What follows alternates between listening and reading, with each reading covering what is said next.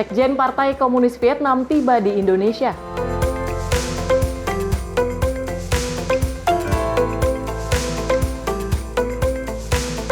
Deddy Mulyadi turun langsung ke sungai bersihkan sampah.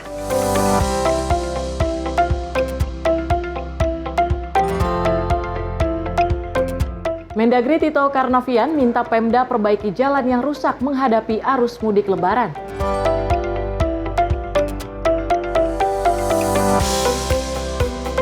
Evakuasi mobil tercebur ke sungai.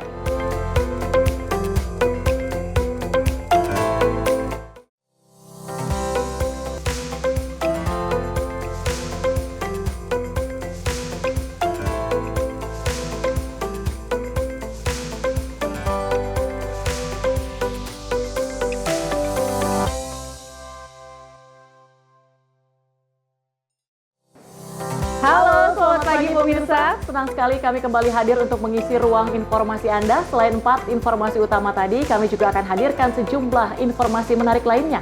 Di antaranya terkait dengan agenda dari Kepresidenan Prabowo Subianto. Selain itu juga kami telah menyiapkan sejumlah informasi seputar peristiwa. Bersama saya Luis Ayu. Dan saya Tiara Dianti, inilah Menyapa Pagi untuk Anda.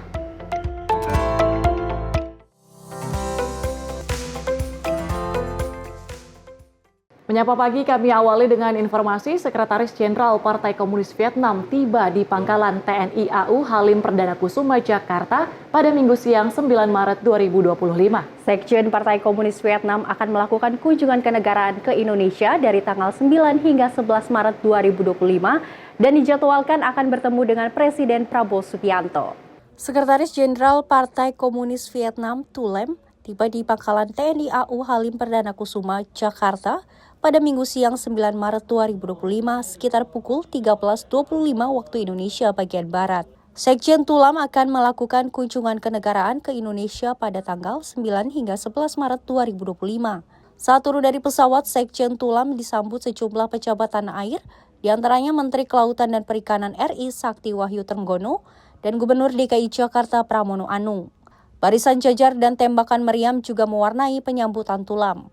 Selama kunjungannya, Sekjen Tulam akan bertemu dengan Presiden Prabowo Subianto untuk membahas potensi kerjasama yang dapat meningkatkan hubungan bilateral antara Indonesia dengan Vietnam ke tingkat yang lebih tinggi. Kedatangan Tulam di Indonesia diharapkan dapat memperkuat hubungan bilateral dan membuka peluang kerjasama baru di berbagai bidang antara kedua negara. Dari Jakarta, tim redaksi Simpo TV melaporkan. Pemirsa, pemilik PT Adaro Garibaldi Thohir atau Boy Thohir dan para pengusaha lain menemui Presiden Prabowo Subianto di Istana Kepresidenan Jakarta. Boy mengatakan pihaknya diundang Presiden Prabowo untuk mendampinginya dalam pertemuan dengan PM Vietnam Pham Minh Chinh. Boy Thohir dan para pengusaha lain menemui Presiden Prabowo Subianto di Istana Kepresidenan Jakarta. Boy mengatakan pihaknya diundang Prabowo untuk mendampinginya dalam pertemuan dengan PM Vietnam Pham Minh Chinh. Boy Thohir menyebut para pengusaha pun dimintai masukan oleh Presiden Prabowo Subianto untuk membangun negara. Ya, kita diminta semua pihak, baik itu pengusaha, baik itu masyarakat menengah, baik itu individu, baik semualah kita bergotong royong bersama-sama membangun negara ini gitu. Karena memang kalau bukan kita siapa lagi kan gitu. Ada tamu negara. Siapa Pak? Nggak tahu nih. Nggak tahu, undangan mungkin dari Perdana Menteri Vietnam kali ya. PM Vietnam? Mungkin. Kita nggak tahu. Dari Jakarta, Dio Malau, Simpo TV melaporkan. Masih terkait dengan agenda kepresidenan, Presiden Prabowo Subianto meninjau langsung warga terdampak banjir di Kecamatan Babelan, Kabupaten Bekasi, Jawa Barat pada Sabtu sore. Setibanya di lokasi terdampak banjir, Presiden Prabowo langsung meninjau kondisi warga yang masih bertahan di rumah mereka. Presiden Prabowo Subianto terjun langsung ke lokasi terdampak banjir di Kecamatan Babelan, Kabupaten Bekasi, dan menyusuri permukiman warga yang masih tergenang air. Dalam kesempatan itu, Presiden juga menyempatkan diri untuk berbincang dengan warga, serta menanyakan kebutuhan mendesak yang mereka perlukan. Tak hanya meninjau saja, Presiden Prabowo juga membagikan bantuan makanan kepada warga untuk berbuka puasa. Bahkan dirinya juga menikmati hidangan buka puasa dengan sederhana bersama warga sekitar. Dadang, Saya sekarang di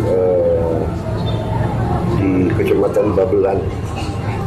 Oh, Bapak sekarang ke sana? Ya, saya di sana di Kabupaten Bekasi, Kecamatan Babelan. Ya tapi mereka makannya belum sampai. Belum ya. Di Kecamatan Babelan. Ya hanya memang kondisi mereka itu masih banyak banjir. Ini sekolah dasarnya SDN 04 masih kerendam, jadi harus dipikirkan nanti bagaimana Momen kehadiran Presiden Prabowo ke lokasi bencana ini diharapkan dapat memberikan semangat bagi warga yang tengah mengalami musibah banjir tersebut. Dari Jakarta, tim redaksi Sinpo TV melaporkan. Pemirsa, Wakil Presiden Gibran Rakabuming Raka meninjau langsung lokasi bencana banjir di Pelabuhan Ratu, Sukabumi, Jawa Barat. Kunjungan Gibran tersebut merupakan bentuk perhatian pemerintah pusat terhadap daerah terdampak bencana.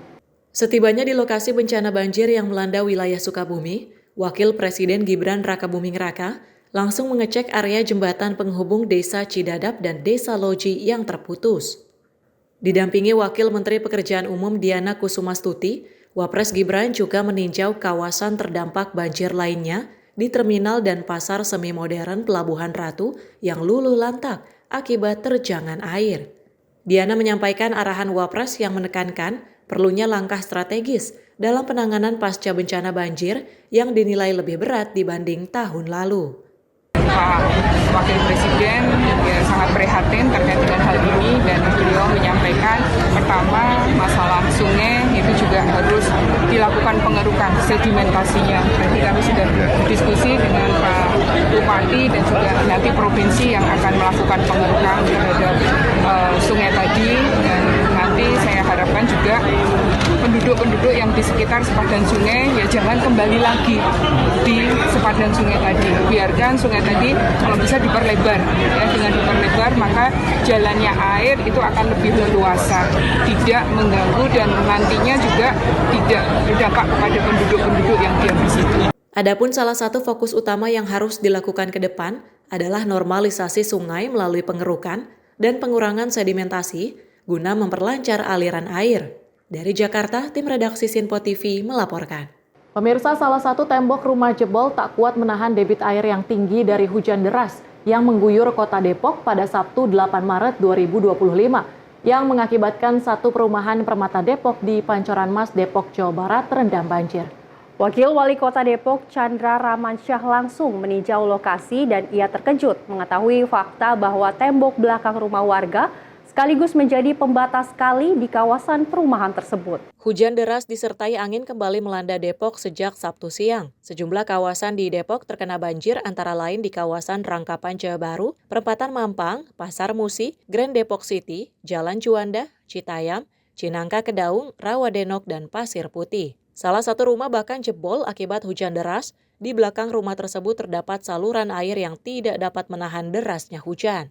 Dari video yang beredar, terlihat air deras keluar dari sebuah rumah yang temboknya jebol. Tembok salah satu rumah warga terlihat jebol akibat tidak dapat menahan debit air. Pada kesempatan itu, Wakil Wali Kota Depok, Chandra, langsung meninjau perumahan Permata Depok di Bilangan, Pondok Jaya. Peninjauan ke lokasi banjir ini dikarenakan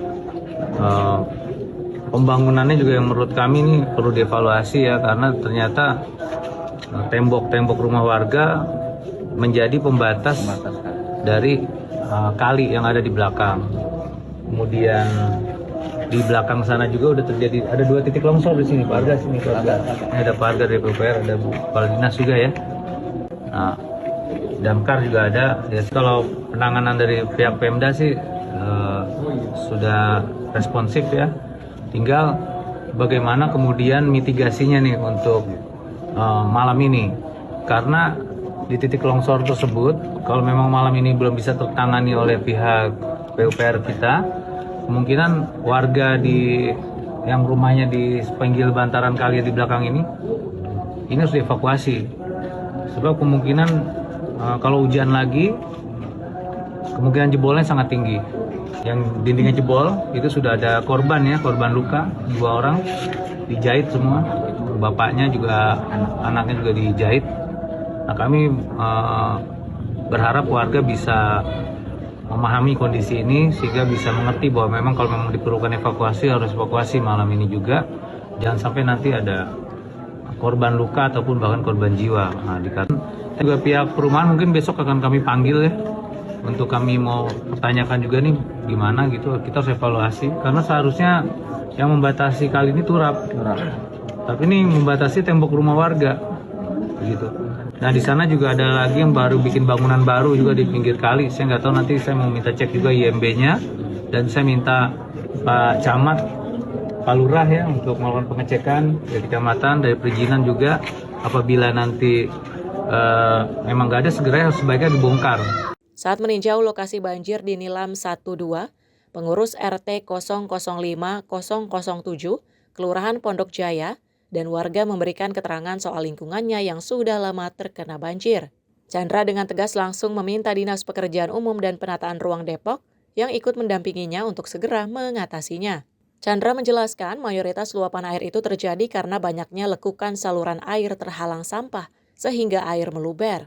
Ia juga menyoroti adanya bangunan yang menjorok di atas saluran air juga mengganggu mengalirnya air ke Sungai Ciliwung. Tim redaksi Sinpo TV melaporkan. Pemirsa, Wali Kota Bekasi Tri Adianto memastikan semua elemen turun dalam pembersihan pasca banjir di Kota Bekasi. Wali Kota Bekasi mengerahkan dan mengoptimalkan perangkat daerah ke wilayah terdampak untuk mempercepat proses pemulihan. Wali Kota Bekasi, Tri Adianto, menggerahkan dan mengoptimalkan perangkat daerah seperti camat dan lurah serta pegawai ke wilayah terdampak untuk mempercepat proses pemulihan. Selain itu, dikerahkan juga alat berat untuk mendukung proses pembersihan sisa lumpur dan sampah yang menumpuk hingga rumah warga. Selain alat berat, air bersih juga dikerahkan untuk mencukupi kebutuhan masyarakat. Beberapa armada bantuan seperti truk sampah dan mobil pemadam kebakaran juga dikerahkan dan dioptimalkan untuk membantu mempercepat pembersihan. Wali Kota Bekasi juga mengajak seluruh elemen masyarakat turut membantu warga yang terdampak untuk mempercepat proses pemulihan. Makannya udah oke, cuma tinggal obatnya. Ada vitaminnya? Belum. Nanti siapin itu apa namanya, serokan sama itu. Karet masyarakat tahu bahwa. Makasih Pak, banyak Pak. Diharapkan proses pembersihan pasca banjir bisa segera selesai dan warga bisa kembali beraktivitas. Tim redaksi Sinpo TV melaporkan. Pasca banjir yang melanda di Kota Bekasi, dari Wali Kota Bekasi ini mengerahkan seluruh elemen perangkat daerah mulai dari lurah kemudian camat untuk sama-sama bekerja sama bahu-membahu untuk membersihkan sisa lumpur ataupun sampah yang mungkin masih berada di sekitar rumah warga, Luis. Betul. Tidak hanya elemen tersebut, tetapi juga tentunya masyarakat ya saling bergotong royong untuk melakukan pembersihan di rumah mereka, mencari barang-barang sisa mereka yang masih bisa diselamatkan. Dan juga emang paling sulit itu membersihkan pasca banjirnya begitu ya. Betul sekali. Tentu kita berharap dengan adanya kerjasama dari seluruh elemen ini bisa mempercepat proses pemulihan pasca banjir di Kota Bekasi dan semoga banjir tidak kembali melanda wilayah Kota Bekasi ataupun wilayah lain di Indonesia. Dan pemirsa, usai jeda kami akan hadirkan sejumlah informasi menarik lainnya. Tetaplah bersama kami di Sinpo TV.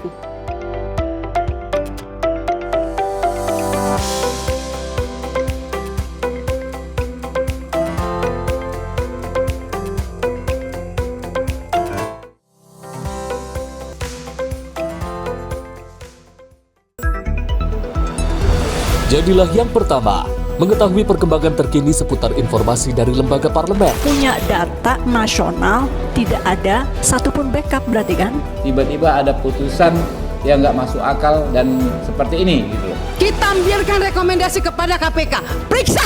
Kami hadirkan informasi paling akurat untuk mengawal setiap informasi dalam rapat komisi dan paripurna. Tentunya bersama saya Andi Rezaldi yang telah kami rangkum dalam program Sinpo Parlemen. Saya Arif Rifani. Saksikan Sinpo Parlemen setiap Sabtu pukul 6 pagi hanya di Sinpo TV.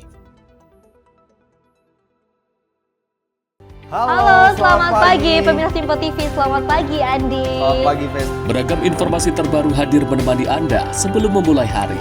Itu memang dari Menteri Perhubungan juga mendukung, Betul. dari Menteri Keuangan juga mendukung, dan kita sebagai masyarakat pun juga harus mendukung. Mengangkat isu yang tengah menjadi pembicaraan paling hangat. Semarakan pagi Anda bersama Menyapa Pagi. Setiap Senin hingga Jumat pukul 6 pagi. Hanya di Sinpo TV.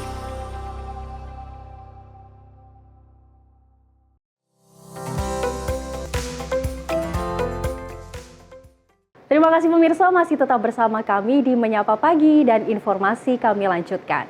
Gubernur Jawa Barat Deddy Mulyadi terjun langsung ke Sungai Cipalabuhan, Pelabuhan Ratu, Kabupaten Sukabumi, Jawa Barat untuk membersihkan tumpukan sampah yang mengotori aliran air. Deddy tanpa ragu turun ke sungai yang dipenuhi sampah. Aksi ini dilakukan setelah Deddy melihat langsung kondisi sungai yang kotor. Menurutnya, tumpukan sampah dan kesalahan konstruksi jembatan menjadi salah satu penyebab banjir serta longsor yang kerap melanda Sukabumi. Gubernur Jawa Barat Deddy Mulyadi tak tanggung-tanggung. Deddy bahkan masuk hingga ke bagian sungai yang lebih dalam, melepaskan ikat pinggangnya, dan membersihkan sampah yang tersangkut di bawah jembatan. Dalam aksi tersebut, Deddy menemukan berbagai jenis sampah, mulai dari bantal, baju, hingga kasur. Dengan tangan kosong, ia mengangkat limbah yang menghambat aliran air dan berpotensi menyebabkan banjir. Aksi ini dilakukan setelah Deddy melihat langsung kondisi sungai yang kotor. Menurutnya, tumpukan sampah dan kesalahan konstruksi jembatan menjadi salah satu penyebab banjir, serta longsor yang kerap melanda Sukabumi. Tak hanya berbicara, Deddy juga mengajak warga dan pejabat setempat untuk ikut turun tangan membersihkan sampah. Sontak, aksi Deddy membuat pejabat dan ASN dari Pemprov Jabar yang tadinya hanya melihat dari atas jembatan langsung masuk ke sungai. Tim redaksi Sinpo TV melaporkan. Pemirsa, Menteri Pertanian Andi Amran Sulaiman melakukan inspeksi dadakan ke Pasar Jaya Lenteng Agung, Jakarta Selatan. Dalam sidak itu, Amran menemukan kecurangan dalam kemasan minyak goreng sederhana atau minyak kita.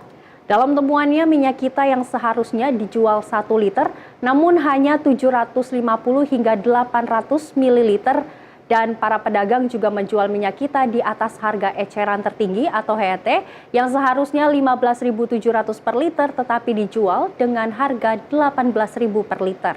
Menteri Pertanian Andi Amran Sulaiman menemukan banyak minyak goreng kemasan minyak kita yang tidak sesuai dengan takaran di Pasar Lenteng Agung, Jakarta Selatan. Mentan menemukan hal itu saat melakukan inspeksi mendadak atau sidak di pasar yang terletak di Jalan Raya Jagakarsa, Kelurahan Jagakarsa, Kecamatan Jagakarsa, Jakarta Selatan, pada Sabtu 8 Maret 2025. Ia menjelaskan bahwa dirinya melakukan keliling dan sidak untuk melihat langsung kondisi pasar. Saat sidak, Mentan menemukan minyak kita dijual dengan harga di atas harga eceran tertinggi atau HET yang seharusnya dijual dengan harga 15.700 per liter namun dijual di pasaran seharga 18.000. Selain itu, Mentan juga menemukan bahwa isi kemasan minyak kita tidak sesuai dengan yang tertera di label, yakni hanya berisi 750 hingga 800 ml. Mentan melakukan pembuktian takaran minyak goreng tersebut dengan membeli produk tersebut kepada para pedagang di pasar tersebut. Setelah itu, Mentan memerintahkan jajarannya yang ikut dalam sidak agar melakukan penakaran ulang dengan menggunakan gelas takaran ukuran 1 liter dan disaksikan langsung oleh aparat kepolisian dari Satgas Pangan. Ini minyak kita. Minyak kita dijual di atas HET. HET 15.700 tapi dijual 18.000. Kemudian isinya tidak cukup 1 liter, hanya 750 sampai 800 ml. Ini tidak cukup 1 liter.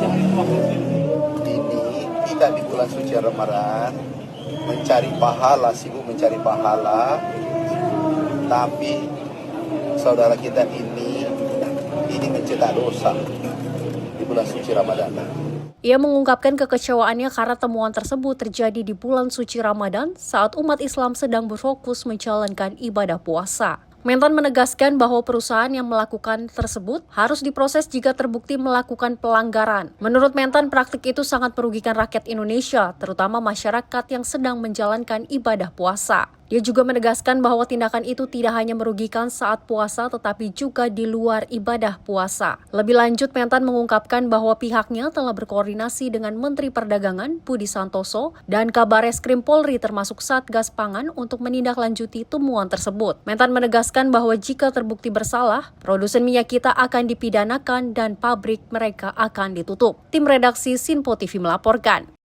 Dan kita beralih ke informasi selanjutnya, pemirsa. Sebagai antisipasi cuaca ekstrim agar banjir tidak kembali terjadi di Jakarta, Pemprov DKI Jakarta sudah melakukan modifikasi cuaca. Gubernur DKI Jakarta Pramono Anung juga meminta warga untuk berjaga-jaga. BMKG memprediksi akan terjadi curah hujan tinggi yang terjadi pada 11 hingga 20 Maret 2025. Modifikasi cuaca menjadi salah satu langkah Pemprov DKI Jakarta dalam upaya mengurangi resiko banjir. Gubernur DKI Jakarta Pramono Anung berharap langkah ini bisa memberikan perlindungan maksimal bagi warga Jakarta dari potensi bencana banjir di masa mendatang. Pemerintah Jakarta siap untuk mengantisipasi termasuk kalau kemudian tanggal 11 Maret sampai dengan 20 Maret memang akan ada curah hujan seperti yang dilaporkan oleh BMKG. Walaupun pemerintah Jakarta tadi saya sudah memerintahkan untuk melakukan modifikasi dari awal supaya kemudian curah hujannya tidak seperti yang terjadi kemarin di mana memang curah hujannya itu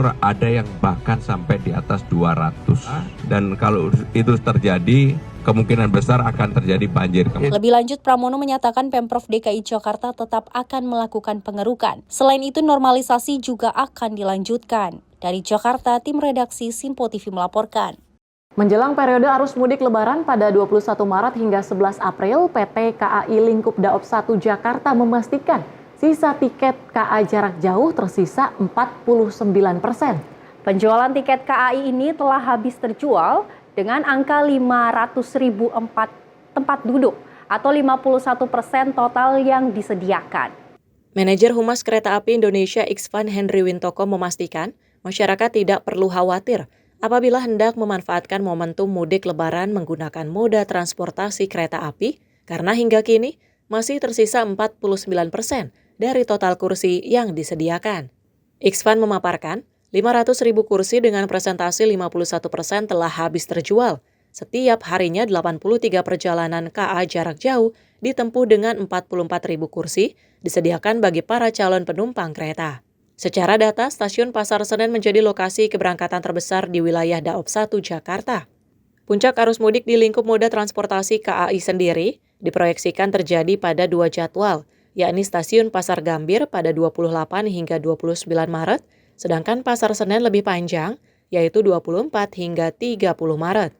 Selama periode angkutan Lebaran, PT KAI Daop 1 Jakarta akan mengoperasikan sebanyak 1.826 perjalanan kereta api jarak jauh, termasuk di dalamnya adalah kereta api tambahan yang telah dijual pada waktu sebelumnya hingga hari ini. Dengan kapasitas tempat duduk yang tersedia sebanyak 982.784 seat atau rata-rata 44.672 seat per hari. Hingga saat ini 500.000 seat telah terjual dengan okupansi mencapai 51%. Angka ini masih dapat terus berubah karena penjualan masih berlangsung. Untuk keberangkatan dari stasiun Gambir, total perjalanan kereta api ada sebanyak 990 selama periode masa angkutan Lebaran 2025. Itu pun termasuk kereta api tambahan. Jika di rata-rata per hari ada sebanyak 45 kereta api perharinya. Dari Jakarta, Max, tim redaksi Sinpo TV melaporkan.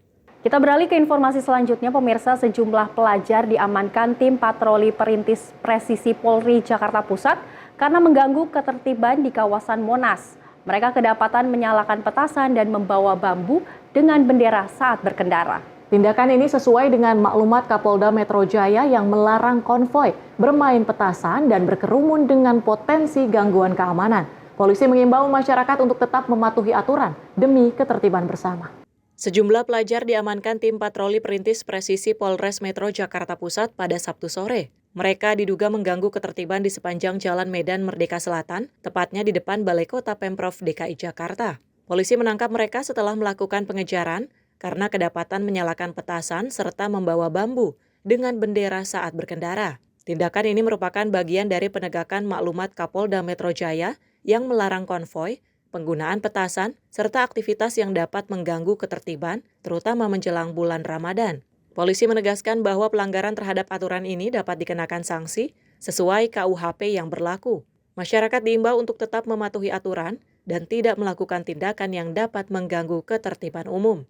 Pihak kepolisian juga akan terus meningkatkan patroli guna menjaga keamanan di berbagai titik strategis di Jakarta. Dari Jakarta, Rido, Tim Sinpo TV melaporkan.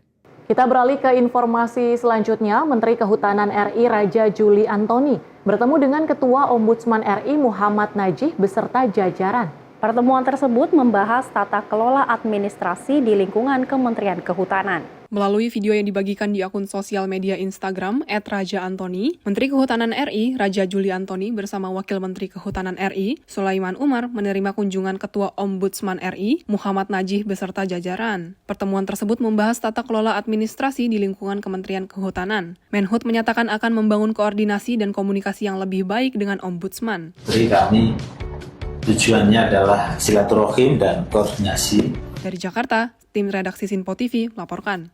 Dan pemirsa, usai jeda kami akan hadirkan informasi menarik lainnya. Tetaplah bersama kami di Menyapa Pagi.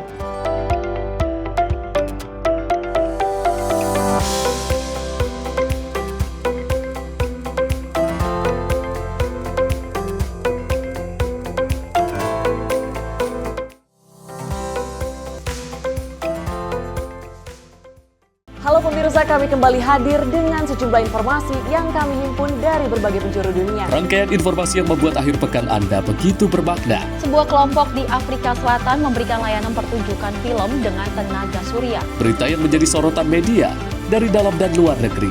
Kami hadirkan untuk menemani pekan Anda dalam Sinpo Dunia Sepekan, Sabtu dan Minggu pukul 9 pagi.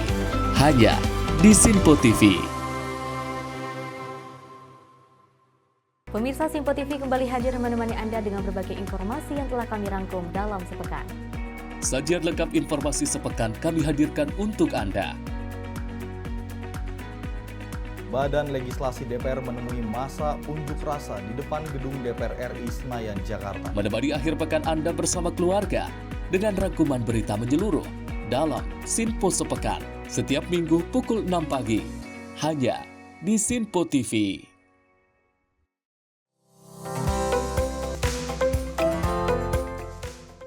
Terima kasih pemirsa, masih tetap bersama kami di Menyapa Pagi.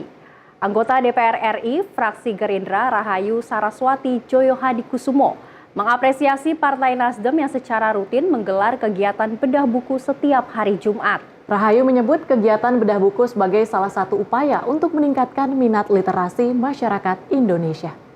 Anggota DPR RI fraksi Gerindra Rahayu Saraswati Joyohadikusumo mengapresiasi Partai Nasdem yang secara rutin menggelar kegiatan bedah buku. Hal itu disampaikan Rahayu usai bedah buku Prabowo Subianto Jenderal Penakluk Sejarah Presidensial di Nasdem Tower, Jakarta. Rahayu menegaskan bahwa semangat literasi perlu terus dilakukan agar masyarakat Indonesia semakin kritis dan memiliki daya saing di tingkat internasional. Lebih lanjut, Rahayu juga menyampaikan rasa terima kasih kepada Partai Nasdem yang telah mengangkat perjalanan Prabowo Subianto menuju kepemimpinan nasional. Saya apresiasi luar biasa ya Partai Nasdem, rupanya ada kebiasaan untuk mengadakan bedah buku setiap hari Jumat. Ya tentunya karena kita adalah anak bangsa yang harus meningkatkan literasi bangsa kita, masyarakat Indonesia harus ada tambahan kecintaan terhadap literasi supaya kita tambah kritis, kita bisa berdaya saing internasional. Saya apresiasi sekali dan hari ini bedah bukunya adalah kebetulan tentang Pak Prabowo Subianto, Presiden kita, yang tentunya sebagai keluarga maupun sebagai kader beliau sangat apresiasi, menghormati dan juga berterima kasih kepada penulis dan juga kepada Partai Nasdem yang mau mengangkat bagaimana jejak beliau, perjuangan beliau untuk sekarang bisa menjadi presiden setelah perjuangan yang cukup lama, cukup alot, tapi menunjukkan inspirasi yang luar biasa yang mudah-mudahan bisa menginspirasi anak-anak muda dan generasi penerus, pemimpin penerus bangsa ini. Kisah perjuangan Prabowo diharapkan dapat menjadi inspirasi bagi generasi muda dan pemimpin masa depan bangsa. Dari Jakarta, Jihan Nabila Azizul Hakim, Sinpo TV melaporkan. Pemirsa, Menteri Dalam Negeri Muhammad Tito Karnavian meminta pemerintah daerah segera memperbaiki berbagai infrastruktur untuk menghadapi arus mudik Lebaran atau Hari Raya Idul Fitri 1446 Hijriah tahun 2025 Masehi. Perbaikan itu meliputi berbagai infrastruktur yang menjadi tanggung jawab Pemda, seperti jalan, dermaga, pelabuhan, dan tempat peristirahatan. Permintaan itu telah disampaikan Mendagri melalui surat edaran maupun pertemuan virtual dengan jajaran Pemda. Menteri Dalam Negeri Tito Karnavian meminta pemerintah daerah untuk segera memperbaiki infrastruktur jalan rusak dan berlubang. Dirinya menargetkan perbaikan ini selesai sebelum Idul Fitri 1446 Hijriah. Menurut Tito, perlu waktu untuk memperbaiki kerusakan jalan, sehingga dirinya berharap jalan yang rusak tidak berimbas pada lalu lintas nasional saat periode mudik. Selain itu, Tito juga meminta agar Pemda mempersiapkan rest area, dermaga, hingga pelabuhan. Dirinya berharap tidak ada penumpukan kendaraan pada saat arus mudik. Ia juga meminta Pemda mempersiapkan kesediaan pangan menjelang Idul Fitri. Sejumlah komoditas pangan, menurut Tito, memerlukan perhatian khusus dari Pemda agar tidak terjadi lonjakan harga. Selain itu, Pemda diminta untuk mewaspadai potensi cuaca ekstrim akibat hidrometeorologi. Oleh karena itu, BPBD, Satpol PP, dan Dinas Perhubungan di setiap daerah harus siaga menghadapi kemungkinan bencana alam yang dapat menghambat arus mudik. Terakhir, dirinya meminta Pemda untuk mempersiapkan tempat pariwisata. Dirinya memprediksi akan terjadi lonjakan wisatawan saat libur Lebaran. Tim redaksi Sinpo TV melaporkan. Pemirsa, Gubernur DKI Jakarta Pramono Anung dan Wakil Gubernur Jakarta Rano Karno menyerahkan kunci kepada calon penghuni hunian Kampung Susun Bayam pada Kamis 6 Maret 2025. Penyerahan kunci ini sebagai wujud komitmen Pemprov DKI Jakarta dalam memberikan solusi terbaik bagi warga eks Kampung Bayam Madani yang lebih berdaya. Gubernur DKI Jakarta Pramono Anung dan Wakil Gubernur Jakarta Rano Karno menyerahkan kunci kepada calon penghuni hunian Kampung Susun Bayam di kawasan Jakarta International Stadium atau JIS Tanjung Priuk, Jakarta Utara pada Kamis 6 Maret 2025. Penyerahan kunci ini sebagai wujud komitmen Pemprov DKI Jakarta dalam berikan solusi terbaik bagi warga eks Kampung Bayam Madani yang lebih berdaya. Kalau ditanya siapa yang orang paling bahagia dengan penyelesaian ini, salah satunya adalah saya. Bahwa pada hari ini salah satu yang saya janjikan saya bisa penuhi. Bagi saya pribadi, kebetulan ketika berjanji saya janjinya pasti saya ukur banget. Harus bisa direalisasikan, dipenuhi. Pemprov DKI Jakarta ingin memastikan bahwa setiap warga punya tempat tinggal yang layak, nyaman, serta mendukung kehidupan berkelanjutan. Dari Jakarta, tim redaksi Sinpo TV melaporkan. Selama bulan suci Ramadan, masyarakat akan disuguhkan dengan program diskon bertajuk Friday Mubarak yang akan berlangsung setiap hari Jumat, Sabtu, dan Minggu. Pemerintah dalam hal ini Kementerian Perdagangan turut memastikan kelangsungan harga seperti bahan pokok dan tetap terjangkau. Menteri Perdagangan Budi Santoso mengunjungi retail modern Tip Top guna meninjau kelangsungan program Friday Mubarak kepada seluruh masyarakat yang hendak berbelanja selama bulan suci Ramadan. Program Friday Mubarak ini dilaksanakan dengan menerapkan diskon harga barang hingga 40%. Busan menyoroti seluruh harga bahan pokok seperti telur, minyak goreng, beras premium pun masih sesuai dengan harga eceran. Bahkan, komoditas cabai rawit yang dijual pun relatif murah dibanding harga di pasar tradisional. Meskipun potensi kenaikan harga bahan pokok terjadi, Busan mengungkapkan pihak retail akan tetap memberikan diskon. Kita kunjungan ke salah satu gerai anggota Aprindo ya yang melaksanakan program Friday Mubarak. Ya program ini sebenarnya kita lakukan bersama-sama dengan Aprindo dalam rangka menyambut hari Lebaran ya, dalam rangka menyambut bulan Ramadan agar harga-harga terjangkau oleh masyarakat. Jadi Friday Mubarak ini ada diskon sampai 40%. Diskonnya dilakukan pada hari Jumat, Sabtu, dan Minggu ya sampai nanti menjelang Ramadan. Nah, teman-teman semua, para konsumen tadi juga saya tanya, ternyata harga-harga di sini stabil. Tadi saya lihat sendiri cabai rawit ya yang kemarin 100.000 di sini 56.000. Ini 56.000 bukan karena diskon ya, jadi harga normal. Kemudian telur juga harga normal tanpa diskon itu di sini 30.250 dari harga acuan 30.000. Kemudian tadi beras premium juga normal. Ini yang enggak ada diskon, semua normal. Nah, nanti kalau kebutuhan pokok naik di sini tetap dilakukan diskon, Pak ya, dilakukan diskon. Dengan inisiasi yang dilakukan pihak Aprindo dan juga Kementerian Perdagangan, masyarakat dapat memanfaatkan momentum ini agar tidak kehabisan diskon maupun barang-barang yang dijajakan di seluruh retail modern di tanah air. Dari Jakarta, Max, juru kamera Aldi Setiawan, Tim Liputan Sinpo TV. Kita beralih ke informasi selanjutnya, pemirsa. Kebakaran terjadi di sebuah lapak minyak wangi di Jalan Joglo Raya, Kembangan, Jakarta Barat. 9 unit mobil pemadam kebakaran dan 45 personel dikerahkan untuk menangani api. Petugas pemadam kebakaran masih melakukan proses pendinginan. Hingga kini belum ada informasi terkait korban dalam peristiwa ini. Kebakaran melanda sebuah lapak minyak wangi di Jalan Joglo Raya nomor 61, Kembangan, Jakarta Barat pada Sabtu malam. Insiden ini terjadi sekitar pukul 19.07 waktu Indonesia Barat. Belum diketahui penyebab pasti kebakaran, namun api cukup besar hingga memerlukan penanganan cepat dari petugas. Sebanyak 9 unit mobil pemadam kebakaran dengan 45 personil dikerahkan ke lokasi. Tim damkar langsung melakukan upaya pemadaman untuk mencegah api merembet ke bangunan sekitar. Saat ini proses pendinginan masih berlangsung guna memastikan tidak ada titik api yang tersisa. Hingga kini, belum ada laporan terkait korban dalam kejadian ini.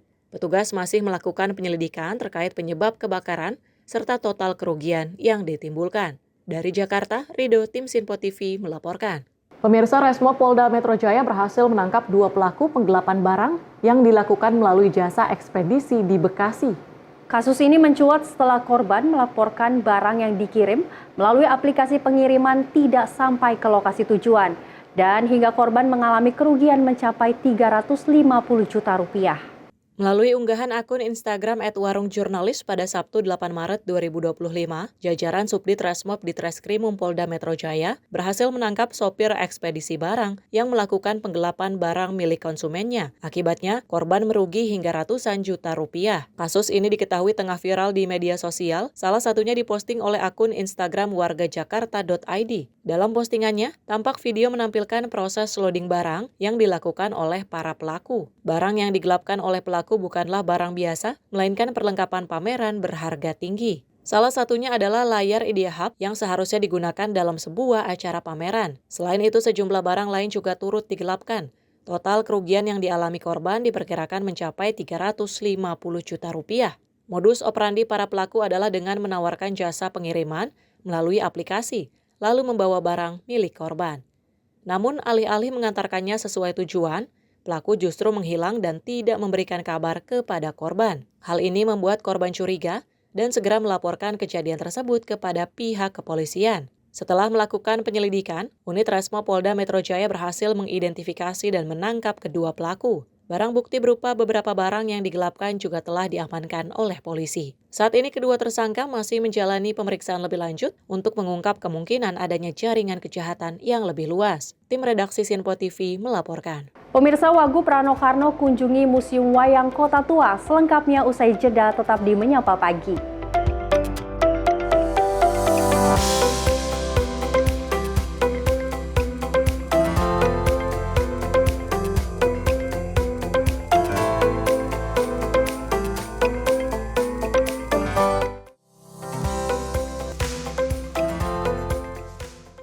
Kami hadir dengan rangkaian informasi dari berbagai penjuru dunia. Topik dan isu yang tengah menjadi sorotan mancanegara dikemas dengan lengkap untuk Anda.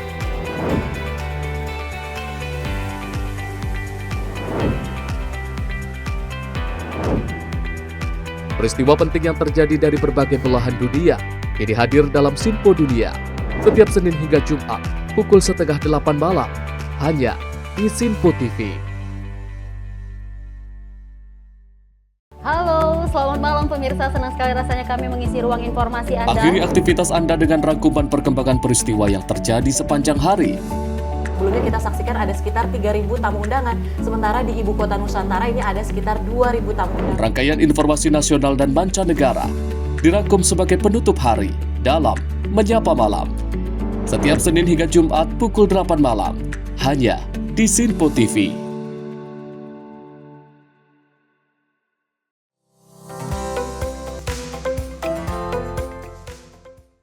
Terima kasih pemirsa, Anda masih menyaksikan Menyapa Pagi. Informasi kami lanjutkan. Wakil Gubernur Jakarta Rano Karno mengunjungi Museum Wayang yang berlokasi di kawasan Kota Tua Taman Sari, Jakarta Barat. Di penghujung weekend dalam momen bulan Ramadan, Rano Karno tidak menyangka jumlah pengunjung yang datang ke museum mencapai 1.500 orang lebih.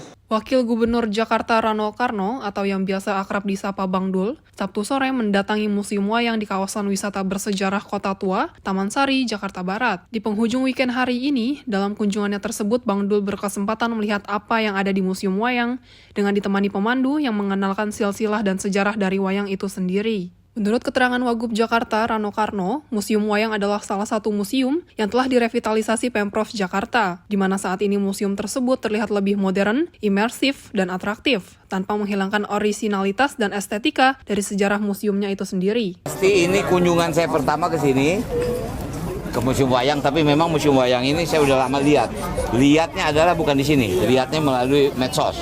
Maka itu saya bilang kalau saya memang ke Balai Kota, saya ingin sekali melihat Museum Wayang ini. Karena Museum Wayang ini kalau kita dengar Museum Wayang pasti orientasi kita pasti akan kuno gitu, tradisional.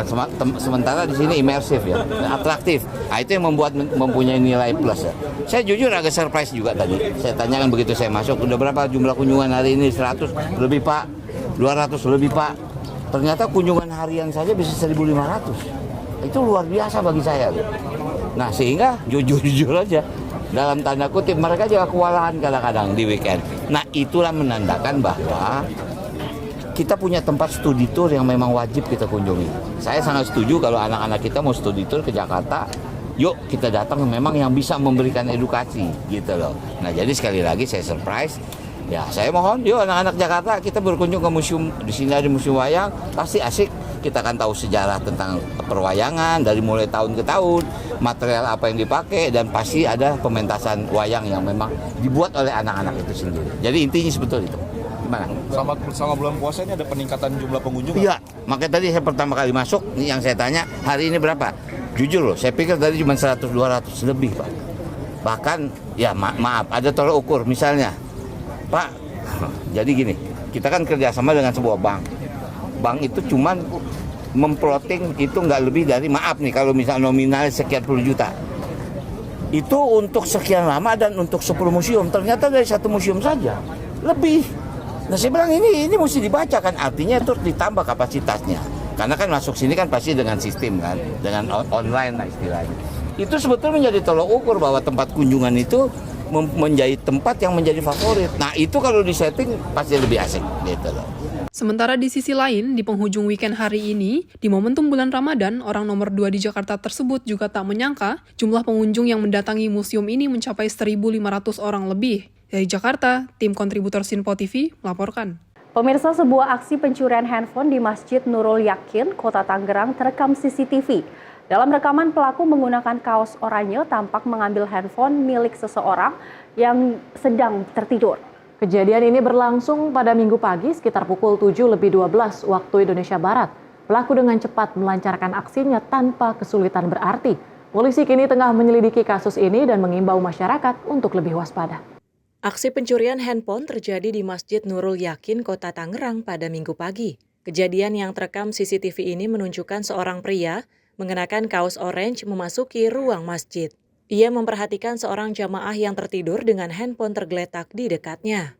Tanpa ragu, pelaku langsung mengambil handphone tersebut dan dengan cepat meninggalkan lokasi. Aksi ini terjadi sekitar pukul 7:12 waktu Indonesia Barat di Jalan Masjid Raya Larangan.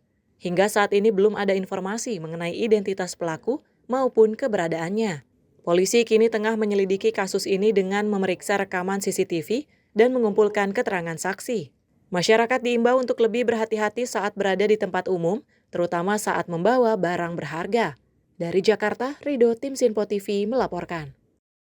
Pemirsa, kejadian mengejutkan terjadi di Blitar, Jawa Timur, di mana seorang pemuda terlihat menangis dan terbaring di tengah jalan. Diduga ia tengah dilanda patah hati setelah mengalami putus cinta.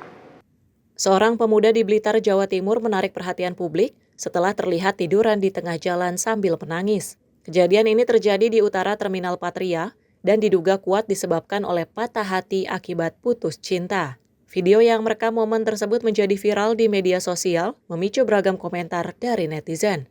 Dalam video tersebut, pemuda yang mengenakan kaos putih tampak terbaring di aspal dengan ekspresi sedih. Beberapa pengendara yang melintas berhenti dan mencoba membujuknya untuk menepi demi keselamatan dirinya dan pengguna jalan lainnya. Namun pemuda itu membutuhkan waktu sebelum akhirnya bersedia meninggalkan posisi berbahaya tersebut. Reaksi netizen bervariasi, ada yang merasa simpati terhadap perasaannya, sementara yang lain mengingatkan bahwa tindakan seperti itu sangat beresiko dan dapat membahayakan nyawa. Dari Jakarta, Alwendi, Tim Sinpo TV melaporkan. Pemirsa, petugas penyelamat sektor Grogol mengevakuasi satu unit mobil yang tercebur ke sungai di Jalan Pangeran Tubagus Angke, Jakarta Barat pada 7 Maret 2025. Satu unit dan 10 personil dikerahkan untuk lakukan evakuasi. Inilah video yang memperlihatkan evakuasi oleh petugas penyelamat sektor Grogol terhadap satu unit mobil yang tercebur ke sungai di Jalan Pangeran Tubagus Angke, RT 12 RW 14, Kelurahan Wijaya Kusuma, Kecamatan Grogol Petamburan, Jakarta Barat, pada Jumat 6 Maret 2025. Petugas menggunakan unit medan berat untuk dapat mengevakuasi mobil dari sungai. Satu unit dan 10 personel dikerahkan untuk melakukan evakuasi ke lokasi kejadian. Proses evakuasi dimulai pukul 11.27 waktu Indonesia Barat. Kemudian, pukul 12.46 waktu Indonesia Barat, mobil dievakuasi secara aman dan terkendali. Dari Jakarta, tim redaksi Sinpo TV melaporkan. Kebakaran melanda permukiman warga di Kampung Duri, Jalan Semanan Raya, Kalideres, Jakarta Barat pada Jumat 7 Maret 2025 malam. Api dengan cepat membesar dan menghanguskan 3 rumah tinggal. Insiden ini diduga disebabkan oleh korsleting listrik di salah satu rumah. Kasih Operasi Suku Dinas Penanggulangan Kebakaran dan Penyelamatan Gulkarmat Jakarta Barat, Syarifuddin mengatakan pihaknya menerima laporan kejadian pada pukul 21.35 waktu Indonesia bagian Barat. Seorang warga bernama Ades melihat asap hitam tebal dan kobaran api yang sudah melalap plafon rumah milik Haji Robi, 65 tahun. Saat kejadian, Haji Robi yang sedang sakit stroke berada di dalam rumah. Warga kemudian mendobrak pintu dan berhasil menyelamatkannya. Sebanyak 18 unit mobil damkar dengan 90 personel dikerahkan. Pemadaman dimulai pukul 21.47 waktu Indonesia bagian Barat dan api terkendali pada 23.35 waktu Indonesia bagian Barat. Akibat kebakaran ini, sebanyak 19 jiwa terdampak. Beruntung, tidak ada korban jiwa maupun korban luka dalam peristiwa tersebut. Dari Jakarta Barat, kontributor Sinpo TV melaporkan. Pemirsa, informasi tadi sekaligus menutup jumpa kita di Menyapa Pagi kali ini. Mewakili kerabat kerja yang bertugas, saya Louis Ayu. Dan saya Tiara Dianti, pamit undur diri. Terima kasih, sampai jumpa.